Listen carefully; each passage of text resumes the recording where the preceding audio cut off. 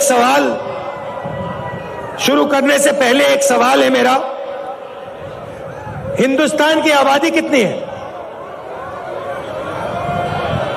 कितनी आबादी है? सुनाई नहीं दे रहा। कितने लोग रहते हैं देश में?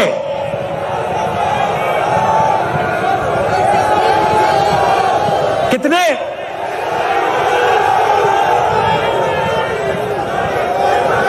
140 क्या? 140 करोड़। अच्छा एक बात बताइए, ये स्टेज पे कितने लोग बैठे हैं? 100, तकरीबन 100 लोग हैं ना। अब मैं आपको थोड़ा सा देश की जो आर्थिक स्थिति है उसके बारे में बताना चाहता हूं। देश की आबादी 140 करोड़ रुपए, 140 करोड़ लोग, ठीक है। पहला नंबर याद रखिए, 140 करोड़। अच्छी तरह सुनो। अब दूसरा नंबर याद रखिए, 100। अब मजे की बात सुनिए, हिंदुस्तान में, नहीं शांत हो जाइए क्योंकि मैं गहरी बात बोल रहा हूं। देखिए स्टेज पे 100 लोग, देश में 140 करोड़ लोग। आज के हिंदुस्तान में जितना धन आधे हिंदुस्तान के हाथ में है, उतना धन हिंदुस्तान के सबसे अमीर 100 लोगों के हाथ में है।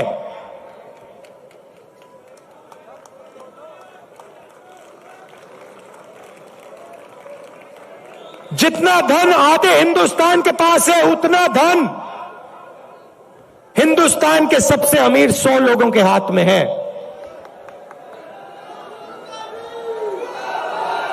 क्या यह आपको सही लगता है?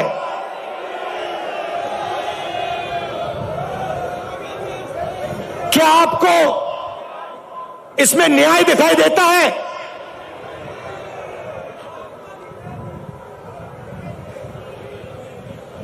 दूसरा आंकड़ा देता हूं। हिंदुस्तान की अगर आप सारी की सारी कंपनियों का मुनाफा देखें, सारी की सारी कॉरपोरेट कंपनियों का मुनाफा देखें, तो 90% मुनाफा सिर्फ 20 कंपनियों के हाथ में है।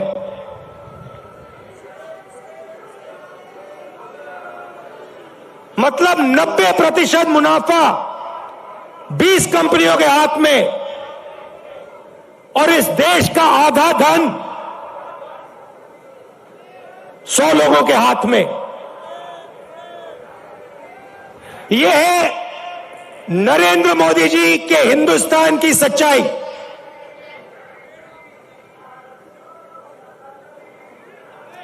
दो हिंदुस्तान बन गए हैं,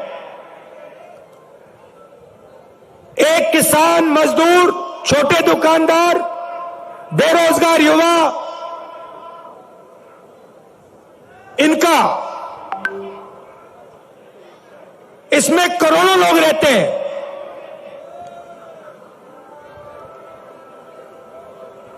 और दूसरा हिंदुस्तान 200-300 लोगों का हिंदुस्तान, 200-300 लोगों के हिंदुस्तान के पास पूरा का पूरा धन, आपके पास कुछ नहीं।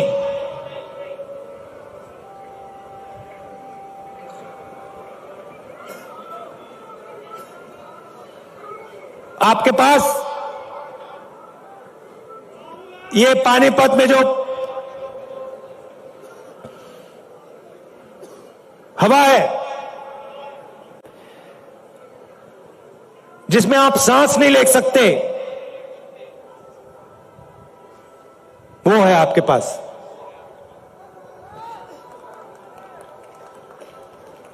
ताली बजा रहे हो भैया, कैंसर है ये।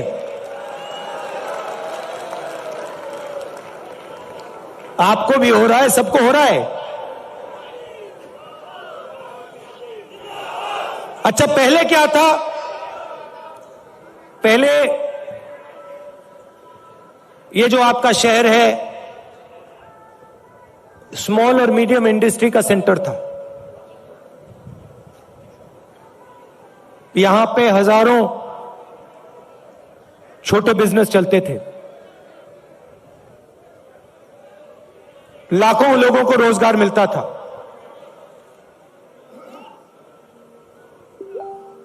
और फिर नरेंद्र मोदी जी ने नोटबंदी की, गलत जीएसटी लागू की,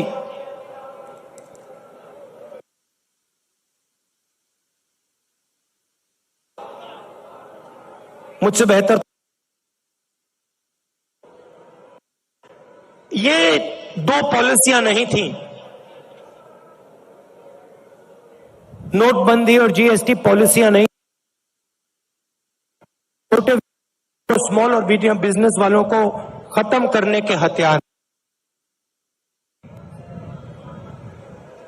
और ये सिर्फ पानीपत में नहीं हुआ, हरियाणा में नहीं हुआ, ये पूरे देश में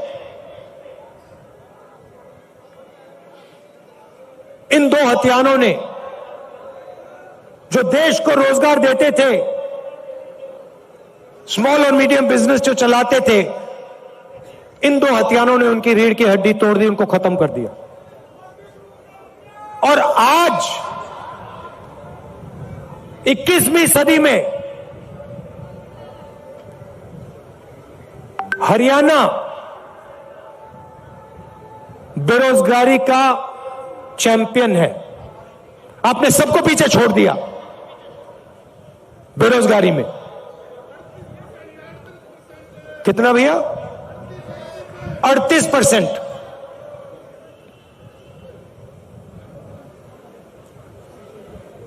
खुशी की बात नहीं,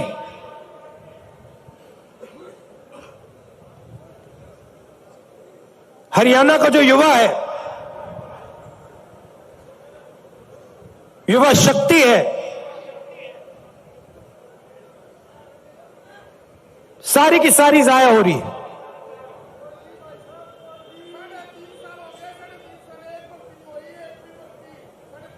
अच्छा भैया, 3.5 साल हो गई, एक भर्ती नहीं हुई। मुझे पहले अग्निवीर के बारे में बताओ। ये अग्निवीर योजना मुझे पहले समझा दो, ये है क्या? भर्ती की बात करनी है तो अग्निवीर की बात करो।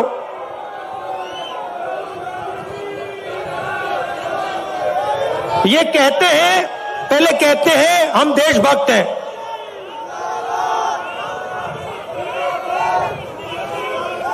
कहते हैं बीजेपी वाले लोग कहते हैं हम देशभक्त हैं। मुझे इनकी देशभक्ति समझाओ। हिंदुस्तान में लाखों युवा सुबह उठ के 4 बजे, ये यात्रा 6 बजे शुरू होती है, ये यात्रा 6 बजे शुरू होती है।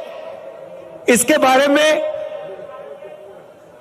कंप्लेंट आ रही है कि भैया इसको 6 बजे नहीं, इसको 7 बजे शुरू करो। मैं कहता हूं नहीं, मैं नहीं करता, मैं 6 बजे करूंगा। 8 बजे कह रहे हैं, देखो ये 6 बजे चालू होती है। किसान कितने बजे उठता है? 4 बजे। जो सेना में भर्ती होने के लिए रनिंग की प्रैक्टिस करता है, वो कितने बजे उठता है? 4 बजे। और ऐसे लाखों युवा सपना देखते हैं, लाखों युवा सपना देखते हैं। किस चीज का सपना? तिरंगे की रक्षा करने का सपना। और लाखों में से वो 4 बजे उठ के दौड़ते हैं।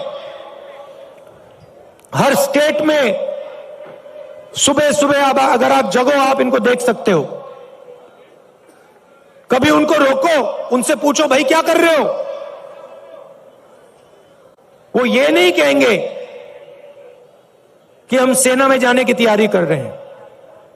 वो कहते हैं हम तिरंगे की रक्षा करना चाहते हैं, वो कहते हैं। अब लाखों युवा दौड़ते हैं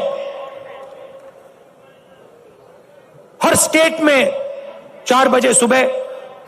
उनमें से पहले 80,000, तकरीबन हर साल 80,000 चुने जाते थे। कोई अरुणाचल जाता था, कोई जम्मू कश्मीर, कोई राजस्थान, कोई लद्दाख, कोई ठंड में, रेगिस्तान में, बारिश में, अपनी पूरी की पूरी जिंदगी बच्चे, परिवार, माता पिता, सब कुछ परे करके, छोड़ के बॉर्डर पे जाके खड़ा हो जाता था।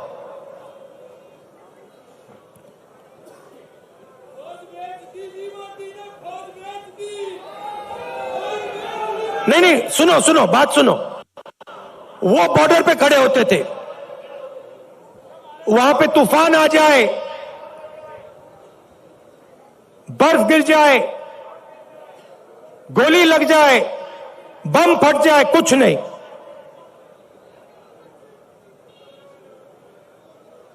देश के लिए, अपना खून देने के लिए 80,000 युवा हर साल सेना में भर्ती होते थे। अब उनको पहले सेना क्या देती थी? सबसे पहले सेना उनसे कहती थी, देखो एक दिन ऐसा आ सकता है जब आपको हिंदुस्तान के लिए लड़ना पड़ेगा, शायद आपको शहीद होना पड़ेगा, मगर हम आपको एक बात की गारंटी देंगे कि दुनिया में सबसे बेहतर ट्रेनिंग हिंदुस्तान की सेना को, वायुसेना को, नेवी को हम देंगे। यह पहला वायदा हुआ करता था। यह पहला वायदा हुआ करता था उन 70,000 युवाओं।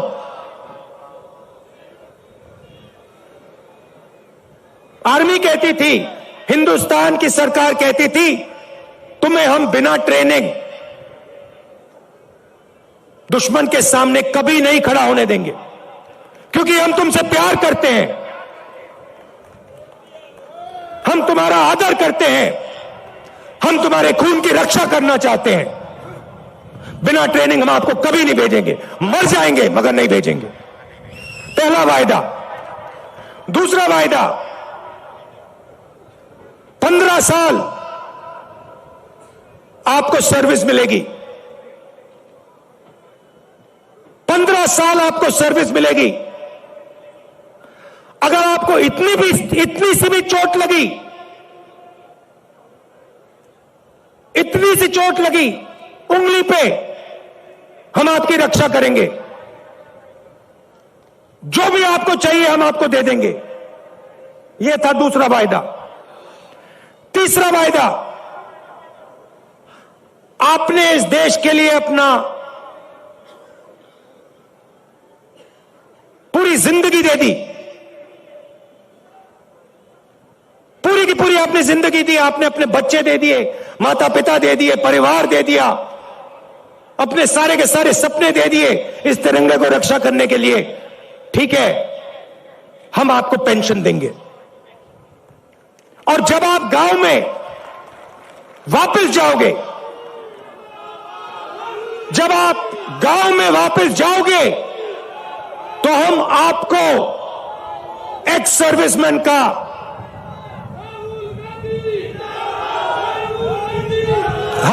एक्स सर्विसमैन कह के हम आपको गांव भेजेंगे कि आपको वहां पे, चाहे आप शहर में रहो, चाहे आप गांव में रहो, जब हिंदुस्तान की बाकी जनता आपकी ओर देखे, वो कहे कि इस व्यक्ति ने वो किया जो मैंने नहीं किया। इस व्यक्ति ने अपनी जिंदगी इस देश को दी अपना खून इस देश को दिया, अपने सपने इस देश को दिए, और इसीलिए मैं इस व्यक्ति का आदर करूंगा, इसका रिस्पेक्ट करूंगा। ये 3 वायदे हिंदुस्तान की सरकार, हिंदुस्तान की जनता अपनी सेना, अपनी वायुसेना और अपनी नेवी के हर व्यक्ति को देती थी। अब अग्निवीर योजना ने, नहीं सुनिए, अग्निवीर योजना ने ये तीनों के तीनों वायदे तोड़ दिए हैं। अग्निवीर योजना क्या कहती है? उन्हीं 70,000, उन्हीं लाखों युवाओं से कहती भैया 80,000 तो नहीं लेंगे, 40,000 लेंगे। और वो जो 15 साल की बात थी, वो जो सर्विस की बात थी, उसे भूल जाओ। 4 साल बाद, पहले 80,000 लिए जाते थे, 4 साल बाद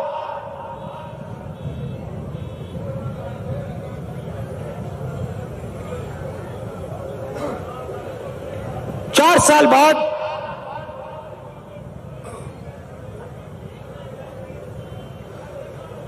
हम 75% को वापस भेज देंगे, निकाल देंगे, बस 25% हम रखेंगे।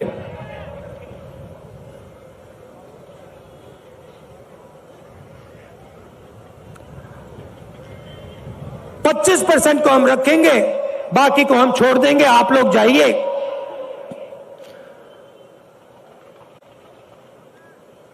बेरोजगार हो जाइए।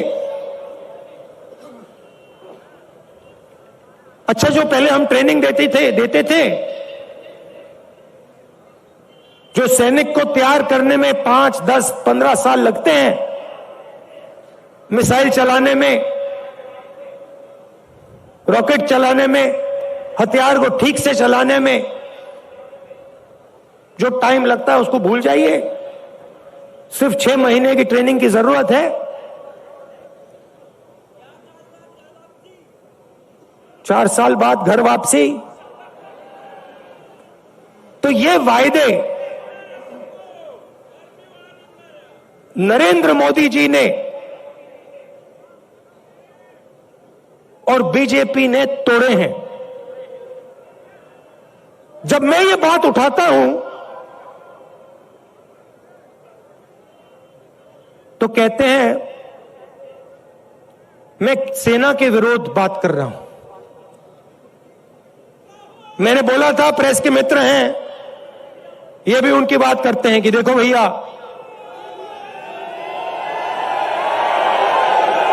समझ गए आप, मैं सेना की बात उठा रहा हूं। मैं कह रहा हूं कि 15 साल आप सर्विस देते थे, 80,000 युवाओं को देते थे,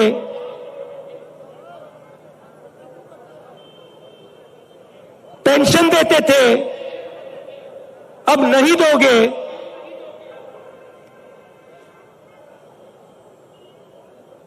पहले ट्रेनिंग देते थे, सालों के लिए ट्रेनिंग देते थे, अब 6 महीने की ट्रेनिंग दोगे। अग्निवीर योजना बोल रहा है, और मैं सेना के खिलाफ बात कर रहा हूं। मैं सेना की रक्षा कर रहा हूं, मैं सेना का आदर कर रहा हूं।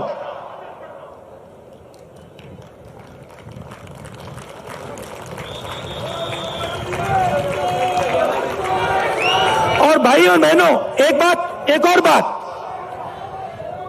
जब वो युवा सड़क पे दौड़ते हैं, लाखों दौड़े, जब उन्होंने सरकार से कहा, जब उन्होंने कहा सरकार से कि भैया ये अग्निवीर योजना हमें अच्छी नहीं लगी, हम आर्मी में देश की रक्षा करना चाहते हैं, तो फिर सरकार ने क्या किया आप जानते हो? सरकार ने कहा कि इनके अगर चेहरे कैमरा पे आ गए, जो धरना दे रहे थे, अगर इनके चेहरे कैमरा पे आ गए तो इनको कोई सरकारी नौकरी नहीं मिलेगी। और धमकाया उनको कि बाहर मत आओ, अग्निवीर के बारे में सच्चाई मत बोलो, नहीं तो तुम्हें सरकारी रोजगार नहीं मिलेगा। मैं चला हूं, 3000 किलोमीटर चला हूं, उस सारे के सारे युवा मुझसे मिल रहे हैं, सारे के सारे कह रहे हैं कि हमारा सपना तोड़ दिया, हमारा भविष्य बर्बाद कर दिया। छुपाई नहीं जा सकती बात। हरियाणा 10%, सेना को 10% हरियाणा लोग देते हैं, आप देते हो। हरियाणा का हर युवा जानता है, अग्निवीर का मतलब हर युवा जानता है, हर सैनिक जानता है।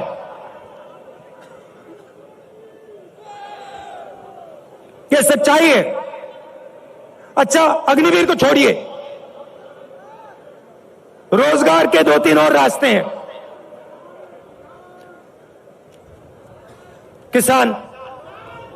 किसान के लिए अग्निवीर योजना, वो 3 काले कानून थे। जो सेना के लिए अग्निवीर है, वो किसानों के 3 कानून थे। सारे के सारे किसान खड़े हो गए, काले कानूनों के खिलाफ खड़े हुए। आप सब खड़े हुए, हम खड़े हुए, याद है आपको? और जब किसान खड़े हुए, नरेंद्र मोदी जी ने क्या कहा? गलती हो गई, मुझसे गलती हो गई, नरेंद्र मोदी जी कहते हैं, गलती हो गई। किसान सर्दी में, ठंड में बाहर बैठा था, बारिश में किसान बाहर बैठा था, तब आपको गलती नहीं दिखी। 1 साल लग गया आपको गलती पहचानने में। 700 शहीद हो गए। किसानों को उग्रवादी बताया था, यह सच्चाई है। नहीं भैया, देखिए, चाय बेचने वाले बहुत जानते हैं, चाय बेचने वाले बहुत कुछ जानते हैं।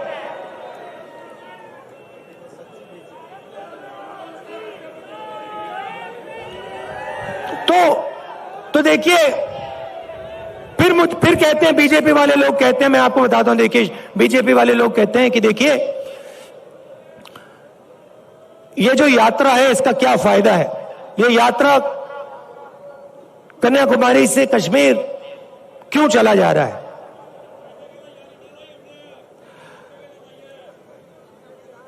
भारत जोड़ो यात्रा क्यों की जा रही है? मैं आपको बताता हूं। क्योंकि इन्होंने पूरे देश में डर और नफरत फैलाने का काम किया है। जहां भी ये जाते हैं, चाहे वो नोटबंदी हो, गलत जीएसटी हो, इनकी सब योजनाएं डर फैलाती हैं। डर फैलाते हैं और फिर उस डर को नफरत में बदल देते हैं।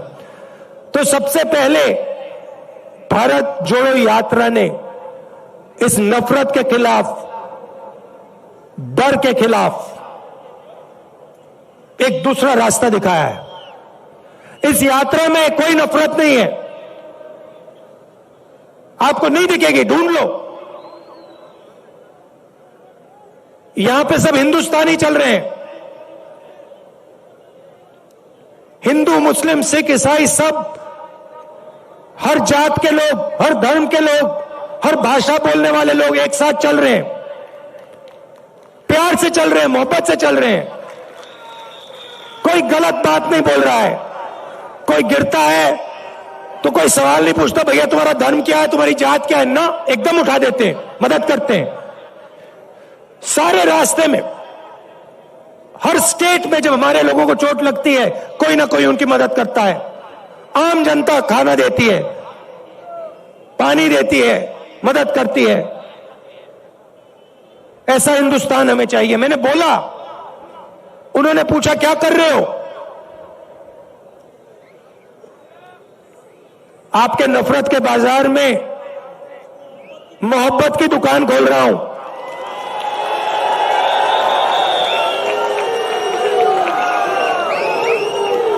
नफरत के बाजार में मोहब्बत की दुकान सिर्फ मैं नहीं खोल रहा हूं, करोड़ों हिंदुस्तानी खोल रहे हैं। आप लोग खोल रहे हो। ये देखो, मैं टी शर्ट पहना हूं, ये तो शर्ट भी नहीं पहने।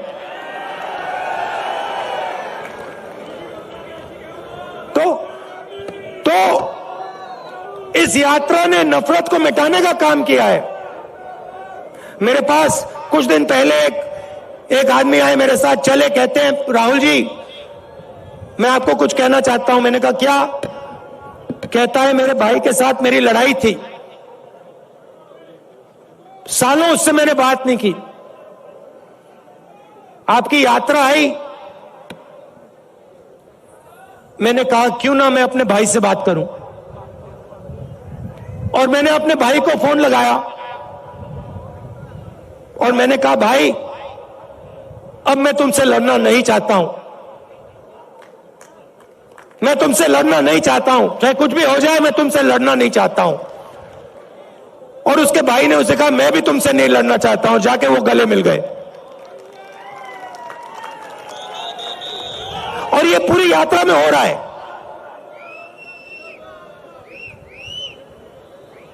बहुत सारे लोग मेरे पास आए। मेरा पुराना मित्र था, उससे मैं लड़ गया, मैंने उससे दोस्ती कर ली। मेरा भाई था, मैंने उससे दोस्ती कर ली। तो सचमुच में ये यात्रा भारत को जोड़ने का काम कर रही है।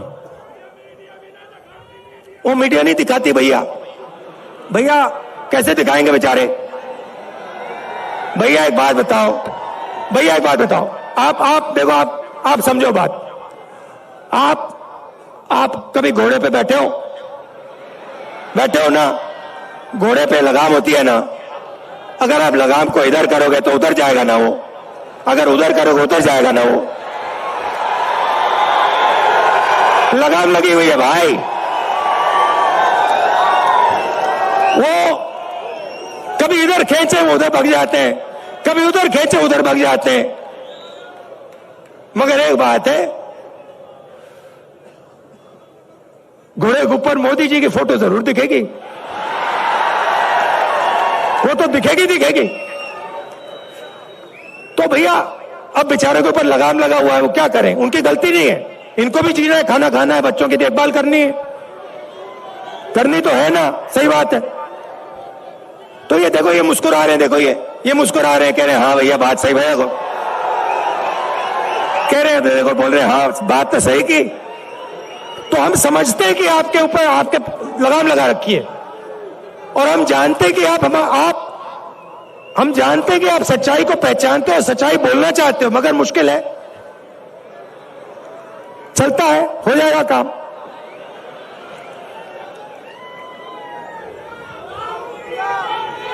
तो दूसरी बात, भारत जोड़ो यात्रा का दो और लक्ष्य है। एक, नफरत के खिलाफ खड़ा होना।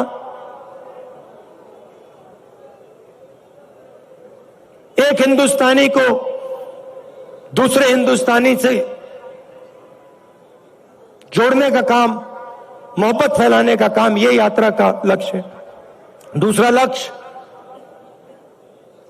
जो देश में बेरोजगारी फैल रही है उसके खिलाफ खड़ा होने का है। और आखिरी बात, जो महंगाई है, जो आप सबको लगती है, चुभती है। पहले 400 रुपए का सिलेंडर होता था, आज 1100। पहले 60 रुपए का पेट्रोल, आज 100 रुपए का पेट्रोल। तो उसके खिलाफ खड़े होने की यात्रा है। और अंत में, जो हिंदुस्तान की आर्थिक स्थिति है, जो मैंने पहले बात बोली, 100-200 लोगों के पास हिंदुस्तान का 50-60% धन और किसान, मजदूर, छोटे व्यापारियों के पास कुछ नहीं। ऐसा हिंदुस्तान हम नहीं चाहते हैं। इसमें सबकी इज्जत होनी चाहिए, भाईचारा होना चाहिए, मोहब्बत होनी चाहिए। मिलकर यह देश आगे जा सकता है, किसी का भी मुकाबला कर सकता है, किसी भी देश का मुकाबला कर सकता है। तो यह हमारा लक्ष्य था और आपने इतना समर्थन दिया, इतना प्यार दिया,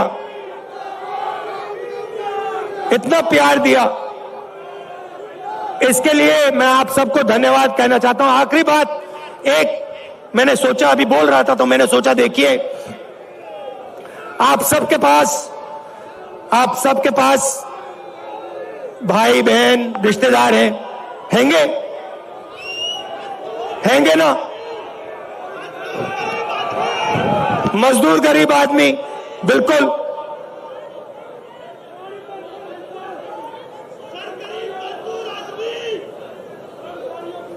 उस गरीब मजदूर आदमी के बारे में, उसके बारे में बोलूं, न्याय योजना का नाम सुना आपने? 2019 में हम एक योजना लाना चाहते थे, न्याय योजना। हर गरीब व्यक्ति के बैंक अकाउंट में 72,000 रुपए साल के सीधा बैंक अकाउंट में, गरीब मजदूरों के बैंक अकाउंट में, गरीब किसानों के बैंक अकाउंट में, सबके बैंक अकाउंट में। तो अगर हमारी सरकार आएगी तो हम ये योजना लाएंगे। हाँ, तो आप सबका दिल से धन्यवाद करना चाहता हूं। और देखिए, जैसे वो व्यक्ति मेरे पास आया था, उसने कहा था मुझे कि मैंने अपने भाई से फिर से रिश्ता बना दिया। आपके भाई हैं, कभी कभी लड़ाई हो जाती है, रिश्तेदारों से लड़ाई हो जाती है, दोस्तों से लड़ाई हो जाती है। आप जाके उनको फोन कीजिए, उनसे कहिए आप भी हिंदुस्तानी हो, मैं भी हिंदुस्तानी हूं, आप मेरे भाई हो, मैं आपसे लड़ना नहीं चाहता हूं, लड़ाई बंद कीजिए। बहुत बहुत धन्यवाद। जय हिंद। धन्यवाद राहुल जी, आपके शानदार अभिवादन के लिए। और अब मैं निवेदन करूंगा बुल्ले शाह जी से और भाई छोकर जी से कि वो एक मूर्ति जो स्वर्गीय इंदिरा जी की है, जो 1978 में यहाँ पधारी थी, वो आपको समर्पित करना चाहते हैं। बुल्ले शाह साहब और छोकर साहब, विपुल उनके साथ रहेंगे। विपुल साहब। मैं सभी की तरफ से आप सबका बहुत बहुत धन्यवाद करता हूं, इतनी भारी संख्या में आए। और यहाँ पानीपत में धर्म सिंह छोकर जी, बलबीर विधायक जी और वीरेंद्र पाल शाह जी का भी बहुत बहुत धन्यवाद करता हूं, उन्होंने यहाँ किया। बहुत बहुत धन्यवाद। जय हिंद।